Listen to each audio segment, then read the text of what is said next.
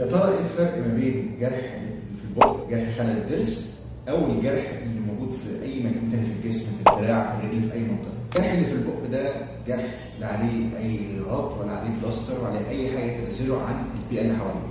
انما الجروح اللي في المنطقه الثانيه بتكون عليها بلاستر وعليها دريسنج وعليها حاجات عازلاها وحامياها من البيئه اللي حواليها.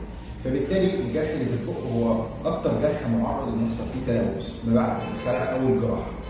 عشان كده دايما من اكتر المشاكل اللي بتحصل بعد الخلع يحصل مثلا وجع، يحصل التهابات، يحصل كتير مشاكل زي التورم.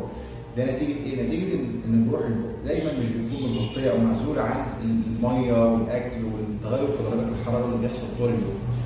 انما اي جرح في مكان تاني فهو متغطي، مفيش اي حاجه بتيجي عليه، لا حاجه من بره ولا بكتيريا ولا اي حاجه من بره خالص.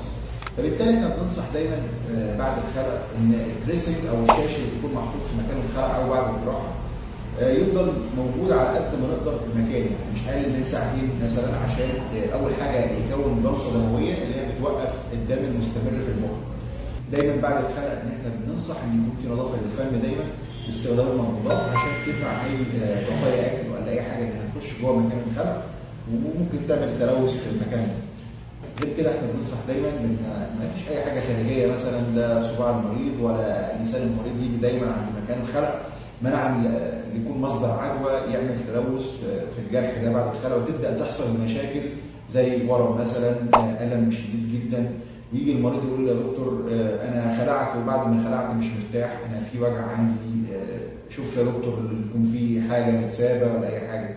هي دي معلومه مغلوطه. دايما بعد الخلع بيحصل مشاكل دي عدم الالتزام بالتعليمات اللي الطبيب بيقول عليها. لو في اي جزء متساب ولا حاجه فده ما بيعملش الم، والدليل ان في ناس عايشه بالجذور في بقها كتير جدا وما بتشتكيش منها خالص. يعني هو بس مجرد ما اتبعنا التعليمات خلاص الدنيا ان شاء الله بتعدي على خير. ولما بتحصل مشكله رجاء توجه للطبيب، اعرض عليه المشكله وهو هيقول لك الحل المناسب للحاله دي، سواء كانت بالمسكنات او مضادات حيويه او تنظيف المكان كويس واستخدام غيارات مخصصه للالتهاب ما بعد الخلع. ودايما اي مشكله عندك انصح دايما راجع الطبيب فيها، ما تروحش تاخد كلام من على النت او تسمع كلمه او معلومه من اي حد جارك او قريبك او كده، لان دايما المعلومات دي بتكون مغلوطه وبناخد وقت عبال ما نصححها للمريض يعني.